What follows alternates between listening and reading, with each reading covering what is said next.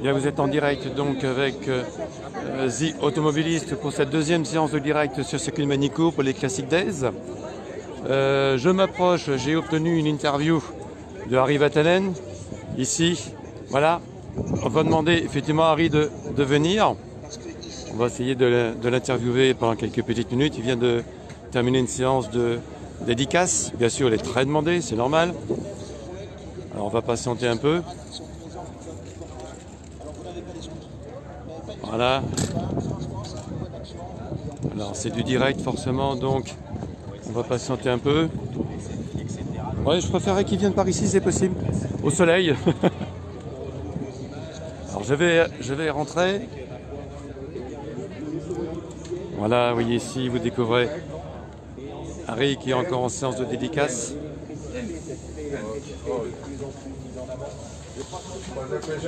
Je m'approche d'Harry. Ok, merci beaucoup. Voilà. Monsieur, merci. Ok, je crois que Ah, ok. Ah. Ok.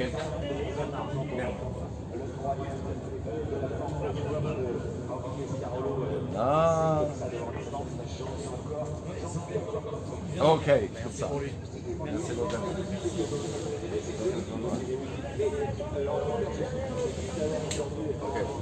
Bien, Harry, est-ce qu'on peut venir au soleil pour une question de lumière? Oui, bien sûr. D'accord?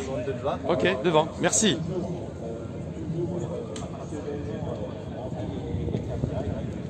m'a répondu, je ne sais pas si tu as entendu tout droit, il m'a dit tout de suite, il n'y a que le track qui compte. Voilà, lui, c'est pas de la réponse, il n'y a rien d'autre. Pour moi, c'est cela. Alors, excusez-moi, j'attends Harry. Voilà. Voilà. Harry, est-ce que tu peux te mettre par ici? Voilà, j'ai trop bonne lumière. Ok. Je vais me rapprocher un peu de toi parce que avec le masque, c'est pas facile. Merci de nous accueillir et de nous accorder quelques minutes. Et merci, c'est tout à fait normal. On est en direct sur Facebook avec le média qui s'appelle The Automobilist.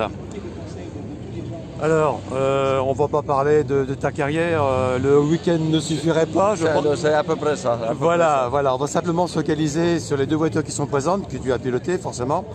La première qui t'a permis de gagner Pace-Peak en 88, la deuxième Dakar 2 fois en 89 et 90. Je ne me suis pas trompé, c'est bien ça? Oui, voilà. Oui, si je me souviens bien. Oui. Voilà. Est-ce que, je pense que tu les retrouves avec beaucoup d'enthousiasme et d'émotion. Qu'est-ce que ça te fait de retrouver ces voitures? Et je pense que tu es certainement un peu frustré de ne pas pouvoir les piloter aujourd'hui. Oui, non, mais c'est quand même tout ce que j'ai vécu, c'était quand même quelque chose hors norme. Hors norme. Et à l'époque, le Paris-Dakar en Afrique et Pikes Peak, elle était deux extrémités. L'autre avait 13 000 km. 3 semaines, Pikes Peak c'est 20 km et 10 minutes. Voilà. 10 minutes. L'une c'est un chrono et l'autre c'est la durée. Ah, exactement. Voilà. Et pourtant la voiture était la même base. Ouais. Et venant pour le Pikes Peak, c'était très légère, très puissante. C'était une performance sportive ultime. Ouais. Par contre, Paris-Dakar c'est une aventure incroyable, imprévisible. On ne sait pas qu'est-ce qui t'arrive quand tu es à Dakar. Tu es plein de surprises, souvent les négatives. Mais c'est une période dans ma vie que je ne peux pas oublier. Évidemment, il fallait une voiture qui est fiable. Oui. Alors, la voiture était fiable. Oui. Était fiable.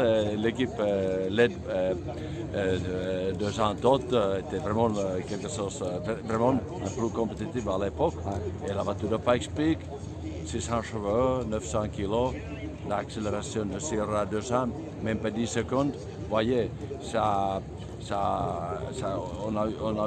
ils m'ont donné les émotions hors normes. Même si on n'a pas besoin de rouler sur le circuit aujourd'hui, j'oublierai jamais les émotions. Je pense. On a tous en mémoire le film qui était fait sur Pikes Peak, où d'un seul coup tu fais le pare-soleil avec la main gauche. Je pense que ça c'est... Est-ce que à ce moment précis, est-ce que tu as eu une petite peur, une petite crainte? Parce que tu étais à fond forcément avec la voiture. Et être gêné par le soleil, c'est un peu... oui, ça fait peur.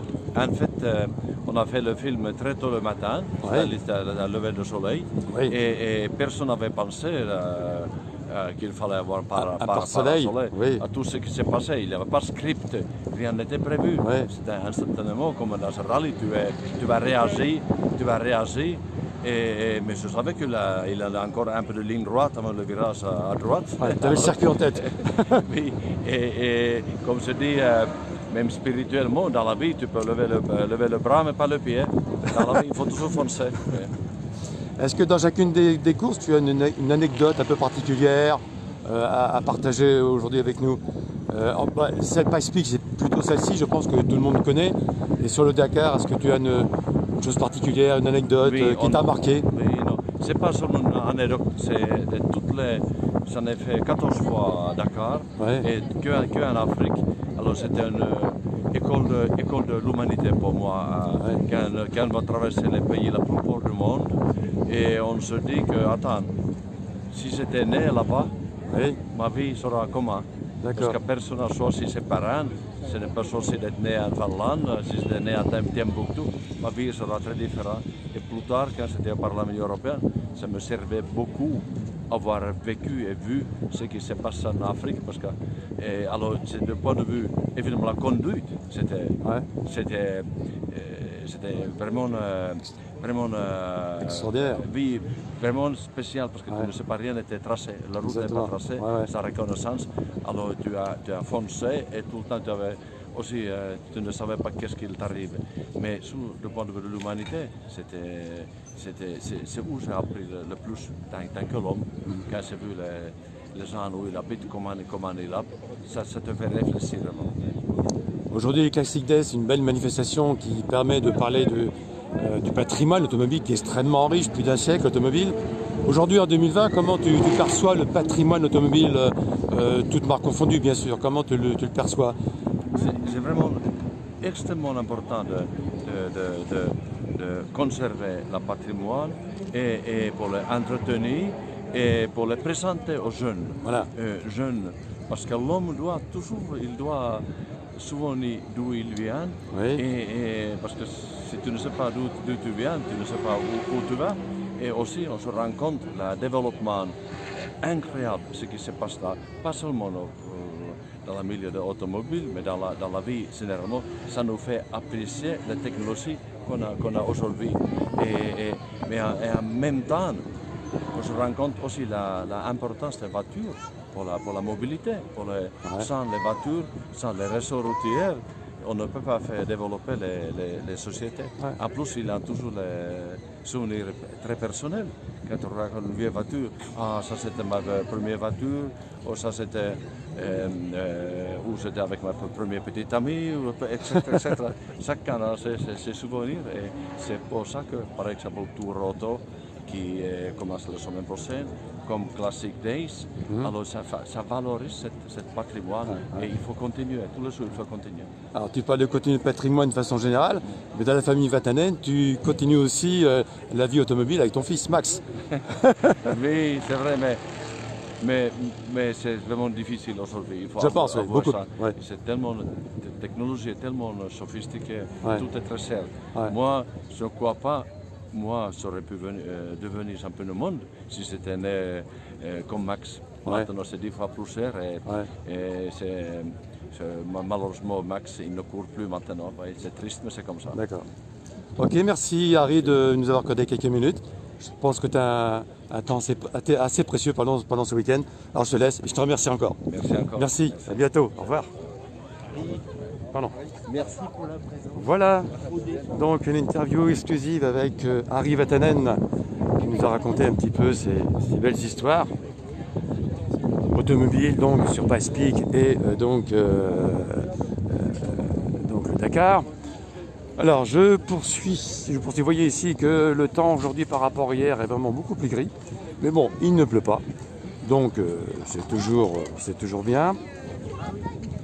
Alors, donc j'avais prévu d'aller de l'autre côté donc du circuit dans le village pour vous parler des tonus, les 50 ans de la tonus donc TC, mais c'est assez loin et je dirais on va pas pouvoir l'assurer dans la petite demi-heure qui nous reste.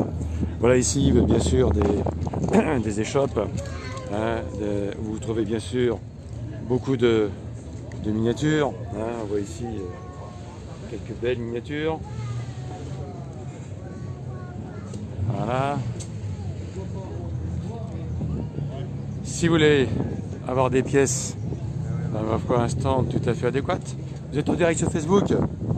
Donc ici chez vous on trouve plein de pièces. Je vois en particulier des étriers. Porsche. Voilà, des étriers de Porsche effectivement. Ouais. Alors pour ceux qui sont connectés, ben voilà. Vous êtes dans la région Plutôt à côté du circuit de Nogaro. Ah, voilà, un petit peu plus loin. Mais bon, vous êtes toujours, pardon. Voilà, j'ai oublié de vous cadrer en même temps que je parlais. Ouais, on est spécialisé en pièces Porsche depuis 30 ans. D'accord, d'accord. Et vous venez au Classic Days pratiquement chaque fois? Tout le temps. On Donc connaît très bien l'an le dernier, endroit c'était au Mans. Voilà. Voilà. Et alors on sera à Nogaro si ça se fait avec Ouais, les problèmes ambiants. bien sûr. Ils sont on pas y très sera, réjouissants, tout à fait. Ok, très bien. Bon dimanche à vous. Merci. Au revoir. Alors, je continue. On va retourner vers les stands. Hein. Voilà, je pense qu'il y a beaucoup d'activités comme d'habitude. On va passer à travers. Là aussi, vous voyez, vous pouvez acheter. Bonjour madame, vous êtes en direct sur Facebook. On voit ici beaucoup de blasons de toutes marques. C'est bien.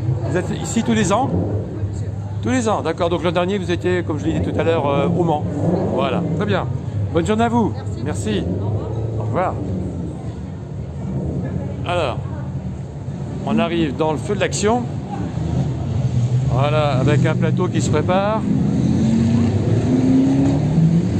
Voilà, ici une belle Porsche 244 Turbo Cup. Ouais. Une Turbo Cup. Ouais. Ah, sécurité oblige. Voilà. Ah, une 993.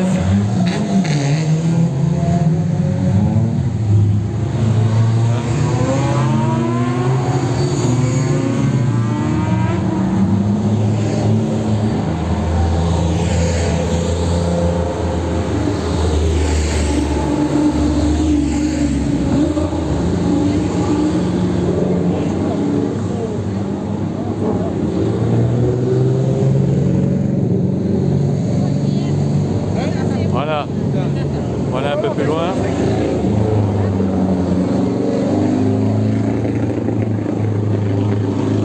Vous voyez, pas mal de monde, c'est la pit lane. Ça fait un peu de bruit, c'est pas facile. Voilà. On retrouve l'Aventuri 400 Trophy avec mon ami Gilles qui se repose. Il a roulé tout à l'heure. Et je vous réserve quelques belles images dans le film. Dans le film que je vais monter le mois prochain, bien sûr sur la manifestation. Et voilà, on retrouve mon ami Gilles. Tu es toujours en direct sur Facebook. Voilà, tu te reposes. Hein? Ouais, bonne séance de roulage. Voilà. On a eu le plaisir de voir et d'interviewer Harry Vatanen tout à l'heure. Ah, très bien. Ouais, c'est bien, tout à fait sympathique. Et ma foi, on fait encore un petit tour avec les personnes qui sont connectées. Eh ben, allons-y. Alors. A plus, À bientôt. merci. Salut Claude. Alors ici, je pense que vous l'avez reconnu, c'est la fameuse P60. Voilà, qui est absolument d'un design absolument sublimissime. Alors, il faut vous dire aussi, j'ai rencontré tout à l'heure une partie, la personne qui s'occupe du véhicule, avec les propriétaires. En réalité, cette P60, ce que vous voyez ici à la patine, c'est une fausse patine. En réalité, elle a été faite dans l'exactitude de la vraie qui a couru en 68, les bonnes mémoires. Vous voyez que c'est un réalisme absolument parfait.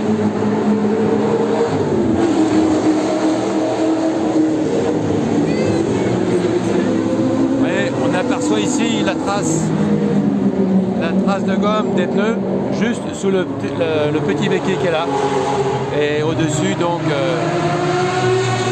est pratiquement propre, avec bien sûr une casserole un petit peu patinée. Vous voyez ici quelques défauts volontaires, bien sûr. Regardez un petit peu cette voiture.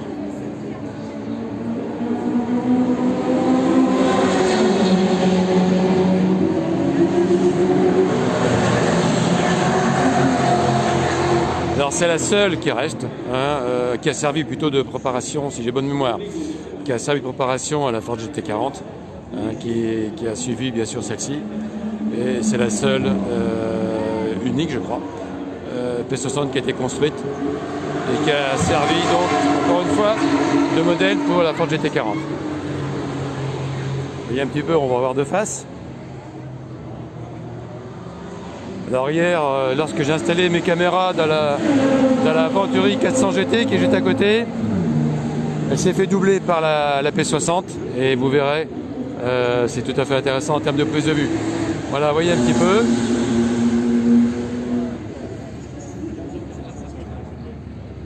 Alors on perçoit ici un cockpit tout à fait éclairé. Alors je plains le pilote lorsqu'il y a du soleil, que ça va être pas évident. Ça ne doit pas être évident. Voilà.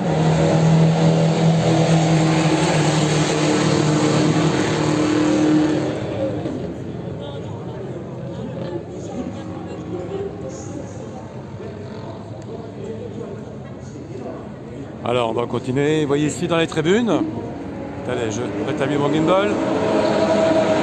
Quand même pas mal de personnes. Il est un peu plus d'11 heures.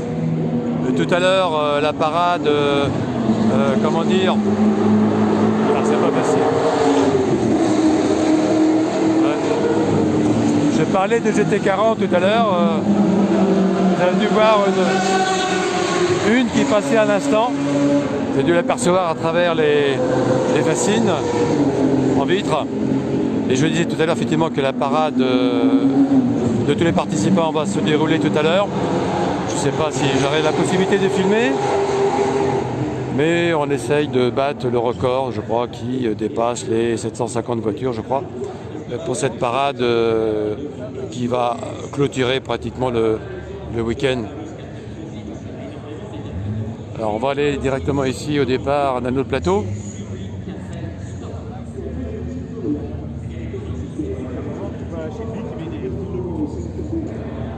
Hop, pardon. Alors j'ai pas eu la possibilité d'interviewer Henri Pescarolo. C'est le seul pilote que j'ai pas pu collecter dans ces interviews. Bon, je l'ai un peu filmé hier, vous verrez dans le film, mais il est très pris, il est difficilement. Ouais, pardon, excusez-moi. Sécurité, il faut mettre le masque. Mais pour parler, c'est difficile. Voilà, je l'enlève maintenant que sécurité derrière moi. Voilà, donc vous voyez ici un plateau qui se prépare.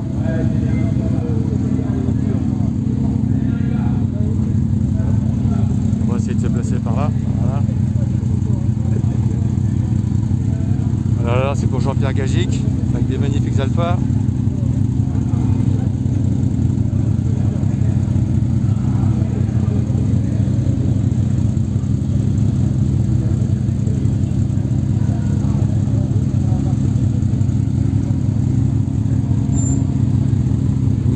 Qui arrive derrière, la 911 993, une 924 ou 44 couleur Golf, on voit une Lotus là-bas, d'autres Porsche et une Renault 9, magnifique voiture, juste devant la petite Lotus grise, très belle Renault 9. Certainement avec un turbo pour rouler sur piste. Voilà. Donc départ dans quelques petites minutes. On va essayer de rester un petit peu en direct.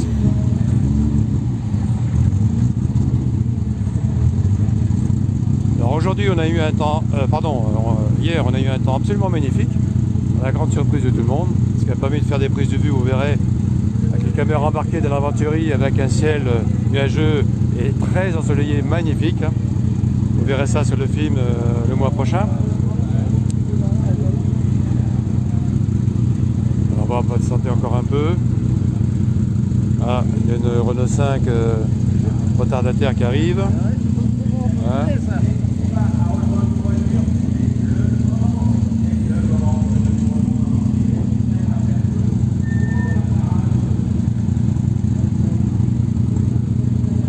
Encore une 993. Il faut savoir que parmi les enregistrés, je crois que le plateau Porsche est le plus nombreux. Je crois qu'on arrive à 154 Porsche.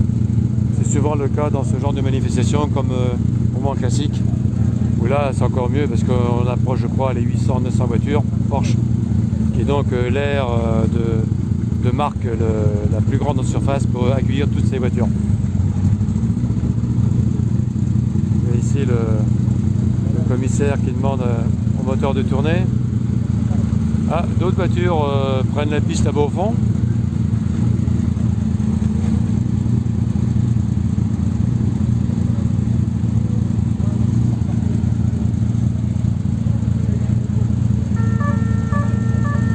Attention, bientôt le départ.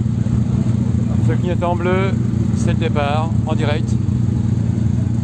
Je vais faire un zoom, excusez-moi pour la qualité. Ah non, je peux pas, effectivement. Voilà, les voitures partent. Bonne séance de roulage, 4-5 tours.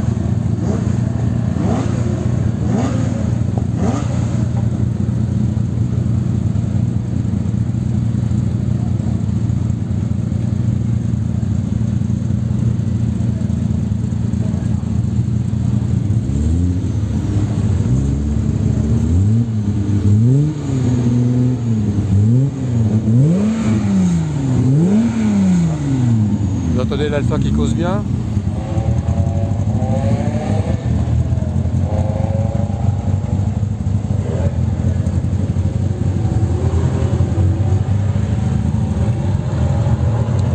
Voilà, les voitures partent, les Porsche. Il y a toujours la Renault 9 qui n'est pas partie.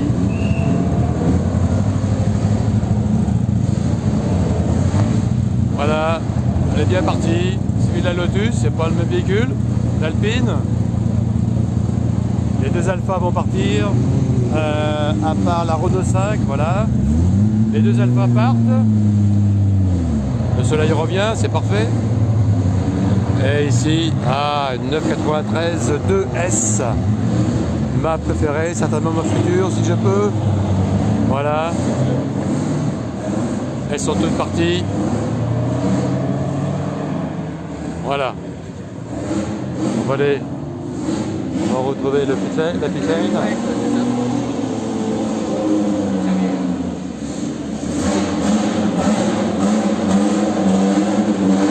Les moteurs s'échauffent.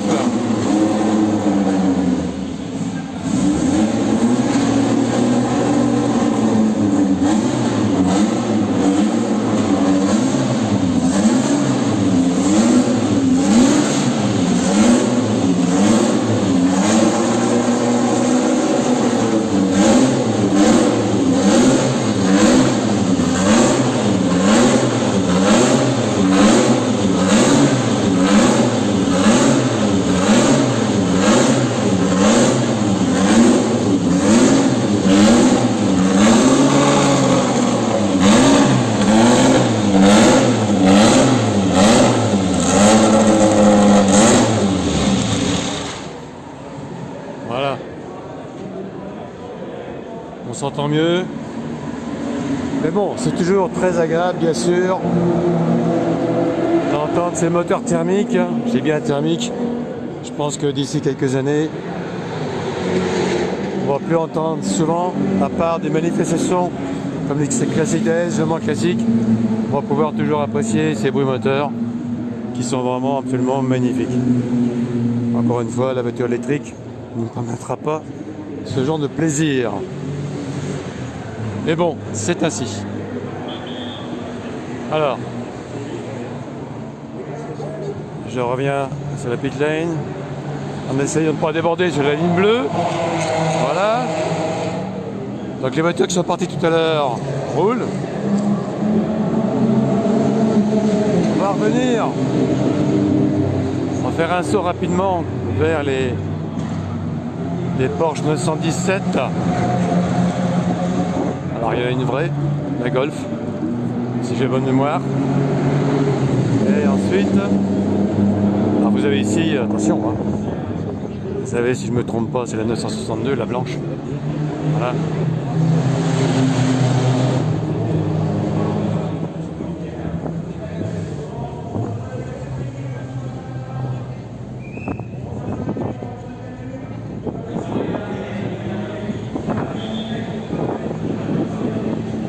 je vais découvrir. Regardez-moi ce plateau magnifique. Là, c'est un peu pour Marc Joly. Si tu es en ligne, voilà le plaisir que le plateau Porsche, je dirais, de circuit compétition nous offre. Regardez-moi ce plateau. C'est quand même pas mal, hein. 962 et 2, 917. Alors.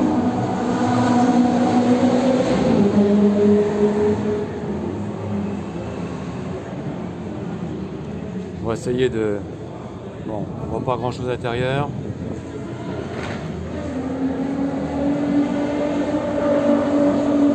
On va revenir sur les autres qui sont en plein soleil.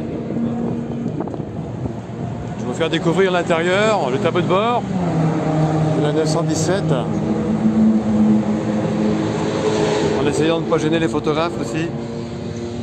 Regardez-moi ça. Ah, vous êtes vraiment à l'intérieur du 917. Le moteur en moins, mais tant mieux parce que je ne pourrais pas vous parler.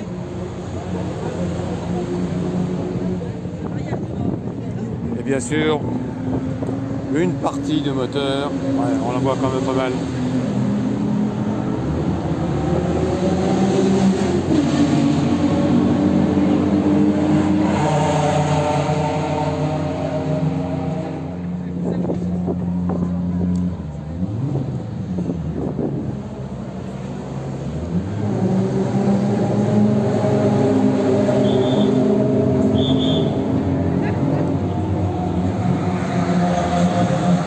Excusez-moi, j'ai des petits problèmes techniques avec mon gimbal. Ok, voilà, c'est bon. Donc je reviens, regardez-moi cette belle lumière. Regardez-moi ça. Encore une fois.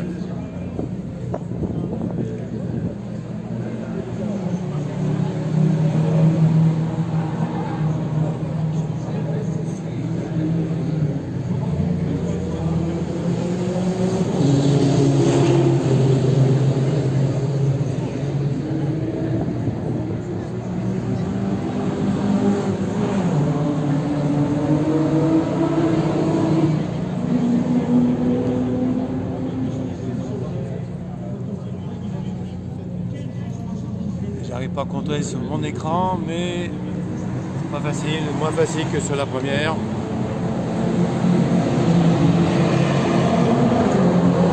Et juste à côté, des classiques donc, que j'ai dû voir hier, je pense.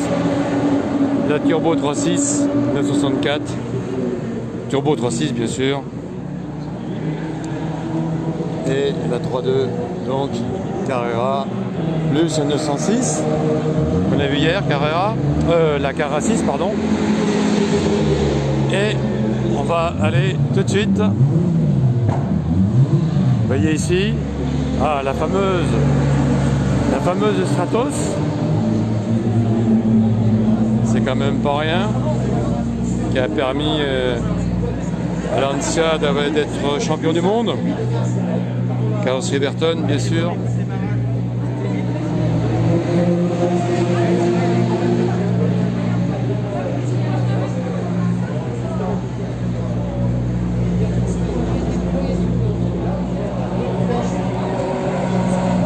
Ben, je vois un petit peu.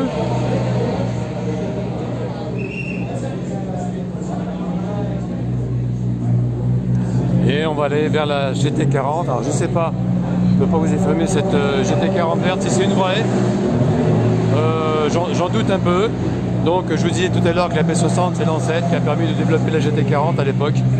Donc voilà, ça, la petite qu'elle a pu engendrer, enfin petite, c'est pas le bon mot, la bonne phrase, que c'est quand même une voiture qui a marqué son temps à l'époque.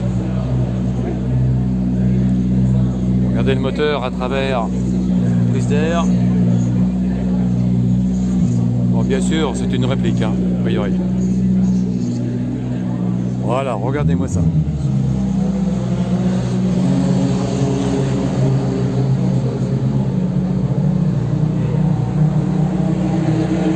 d'échappement.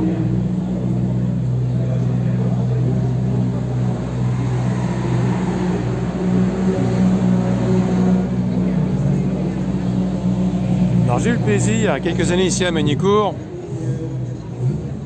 j'ai eu le plaisir, voilà, problème technique, j'ai eu le plaisir il y a quelques années ici à Magny-Cours d'être en passager dans une réplique de Ford GT40 avec un moteur Cosworth de 550 chevaux d'un ami de l'époque. Et croyez-moi, donc, alors pour vous dire, le pilote, donc ici, on voit que c'est pas tout à fait conforme. Il y avait ici la fameuse bulle, la petite bosse pour permettre au pilote de passer avec son casque, que c'est une voiture très basse. Le passager n'en a pas, tout c'est pas trop prévu comme ça. Et moi en tant que passager faisant 1m85, croyez-moi que c'était pas facile. Hein, c'était pas facile, comment dire, j'ai subi un peu la voiture, si on peut dire, avec un grand plaisir bien sûr, pendant quelques tours, avec une tête un petit peu en biais, pour me permettre de prendre des photos et d'être à peu près convenablement installé. Voilà, vous admirez cette voiture. Et à gauche, c'est la marque, les 85 ans de Talbot Lago. Et bien ici, vous avez une Talbot, vous voyez, c'est bien marqué. C'est la T26. Je m'enlève du soleil, voilà. De 1953. Presque mon année de naissance, à une année près, voilà. Vous savez tout. Regardez un peu cette belle voiture. J'ai fait attention, il y a des photographes. C'est bon, merci. Voilà.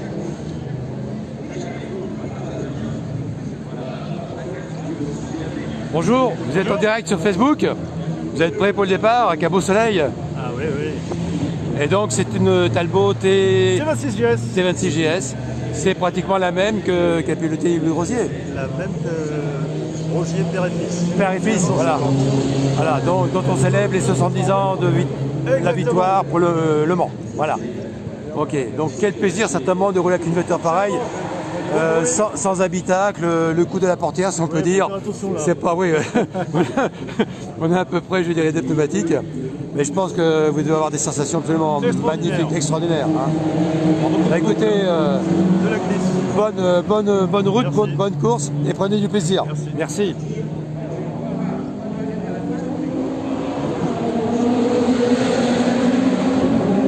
Alors regardez un peu cette voiture.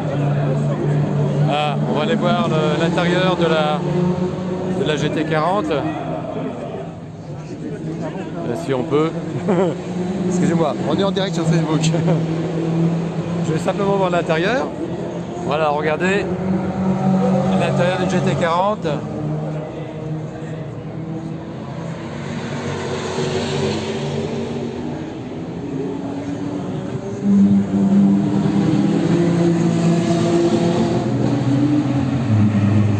Voilà, comme si vous y étiez, mais sans le bruit du moteur. Alors bien sûr, le levier de vitesse est à droite, hein, à côté de la traverse latérale. Donc boîte 5, on le voit bien, c'est bien numéroté.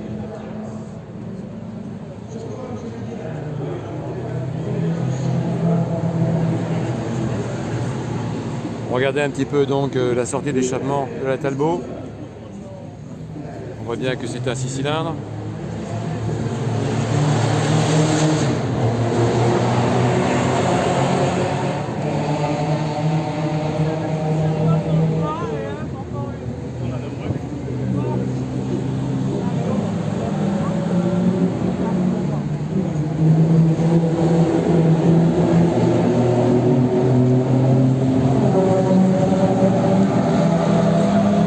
Ici, on se déplace un peu.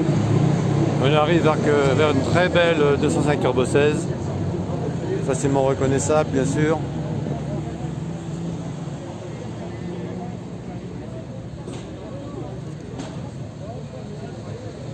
Alors, on va aller interviewer le pilote.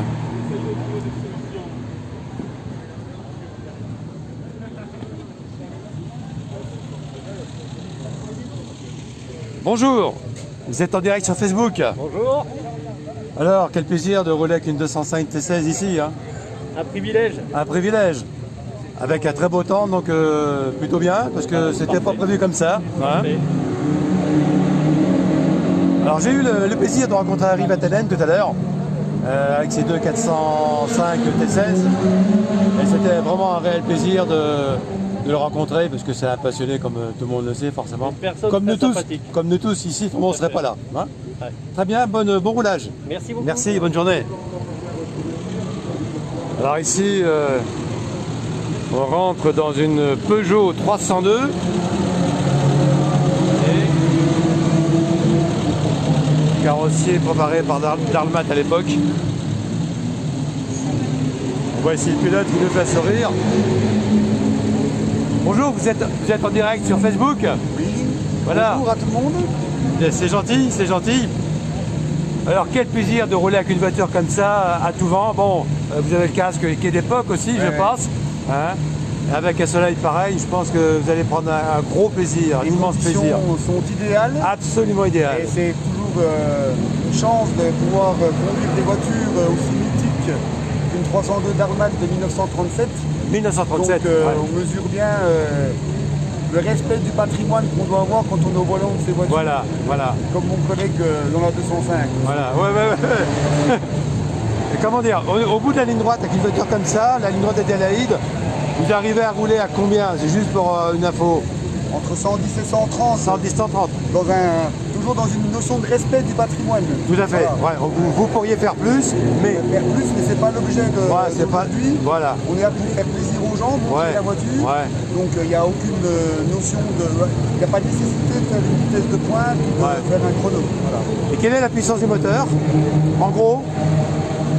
Eh bien, je vais être franc, je n'ai pas appris par cœur. Bon, suffisamment de puissance, comme disait Rolls-Royce, pour emmener la voiture. Voilà. Bien sûr, ouais. Ok, bien, merci encore et bon roulage. Merci.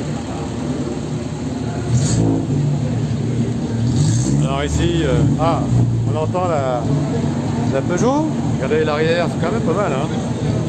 C'est quand même pas mal. Ah, le pilote sort. Vous étendre un peu les jambes parce que c'est peut-être un peu long. Alors ici, donc vous avez une DS coursifiée, on peut dire. C'est pas courant. Et là, mon ami Eric Godefroy, le grand spécialiste des Citroën, ainsi que Thierry Panager, je ne sais pas s'il est ici, spécialiste des Citroën d'après-guerre, avec lequel j'ai réalisé... Attendez, ça fait un peu de bruit.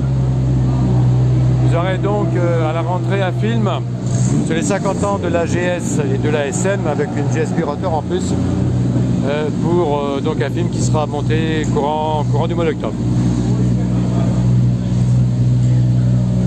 Alors ici, bien sûr,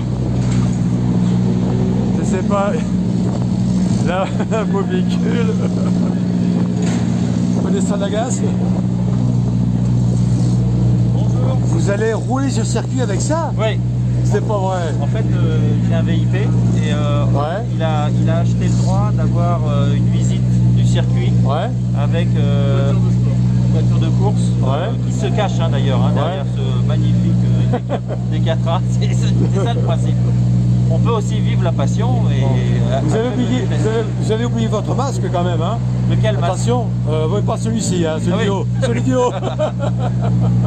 Non, le casque, je dirais, voilà. Ouais. Mais n'allez pas trop vite, hein, surtout pas. Hein. Alors, vous faites attention à vous. Hein. Sur elle. Voilà, voilà. Bien, bon roulage. Merci. Voilà, quelques témoignages tout à fait sympathiques de personnes très différentes. Là, on passe de Harry Vatanen vers, je dirais, une personne lambda, toujours passionnée, encore une fois. Et la 205 qui se prépare. Effectivement, les classiques d'Est, c'est cette passion, ce patrimoine. Regardez ce monde déjà. Alors, attendez, voilà.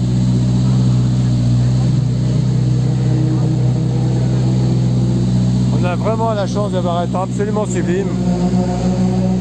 C'était pas gagné, vraiment pas. Mais là, on est vraiment bien.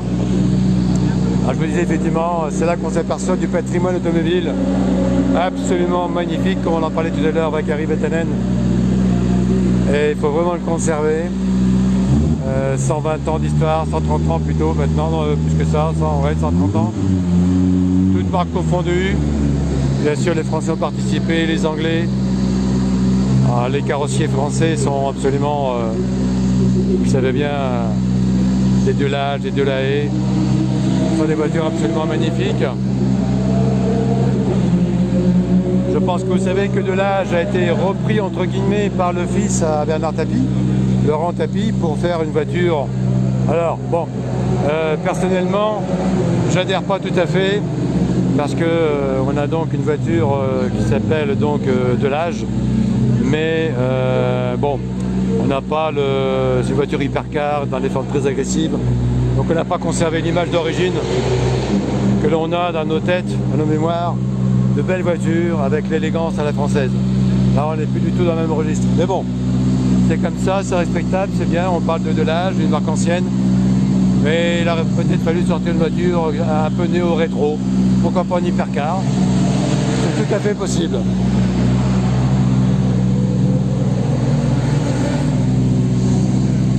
Voilà mes amis. On va se quitter. Je pense qu'on a pratiquement 3 quarts d'heure de live. Merci de votre présence, de votre écoute. Et puis, ça a été un plaisir de vous faire découvrir les Classic Days en direct avec ces 2 lives hier à 11h et aujourd'hui. Voilà, donc j'ai préparé quelques prises de vue intéressantes pour monter un film que je vous disais tout à l'heure. Je vais terminer, je pense, le mois prochain. Et voilà, donc merci de votre présence. Voilà, je vous souhaite un très bon week-end. Et n'oubliez pas, la passion automobile est toujours là. Et je pense qu'elle le restera longtemps. Merci les amis, à bientôt. Au revoir.